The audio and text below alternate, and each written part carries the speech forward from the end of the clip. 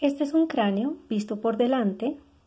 Veamos primero los huesos que observamos. El frontal, los huesos nasales, el maxilar o maxilar superior, el hueso cigomático.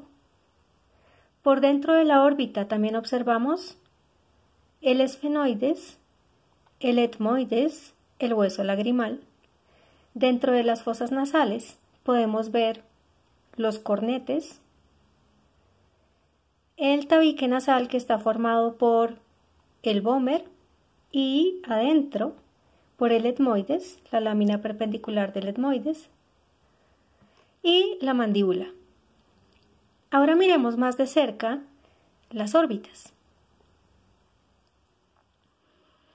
Aquí observamos la apófisis frontal del maxilar, el hueso lagrimal, la lámina papirácea o lámina orbitaria del etmoides, y todo esto está formando la pared medial de la órbita.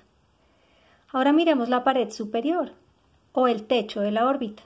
Miren que la mayoría de la órbita está formada en esta parte por la lámina orbitaria del frontal, pero también en una pequeña porción por el ala menor del esfenoides, que la vemos acá.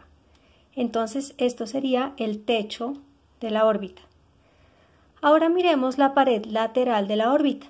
Miren que está formado en su mayor parte por el ala mayor del esfenoides y por la apófisis frontal del cigomático.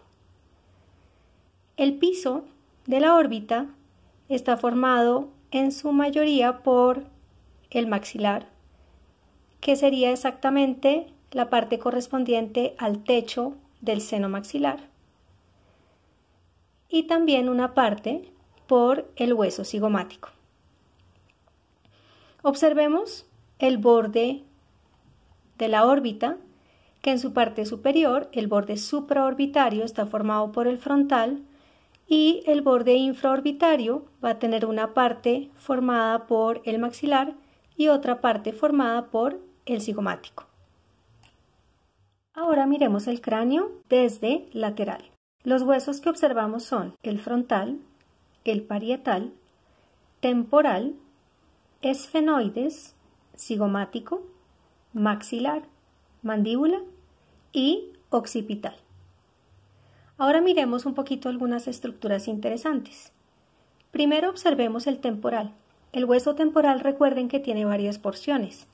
Desde afuera podemos observar la porción mastoidea, la porción escamosa y la porción timpánica. Igualmente también podemos ver esta apófisis que se denomina la apófisis cigomática del temporal, que se está articulando con la apófisis temporal del cigomático para formar este arco que se denomina el arco cigomático.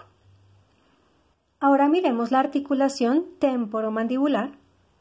Miren que esta articulación entre la mandíbula y el hueso temporal está formada por el cóndilo de la mandíbula, que se articula en la fosa mandibular del temporal. Vamos a mirar, observen ahí, esto es la fosa mandibular del temporal.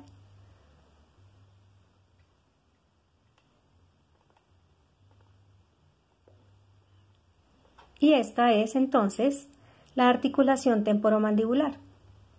Observemos la mandíbula.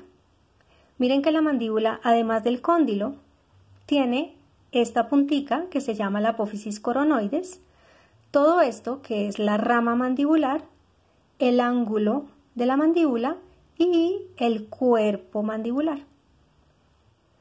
Además, tanto la mandíbula como el maxilar tienen una apófisis que se llama la apófisis alveolar, que es el lugar donde se insertan los dientes.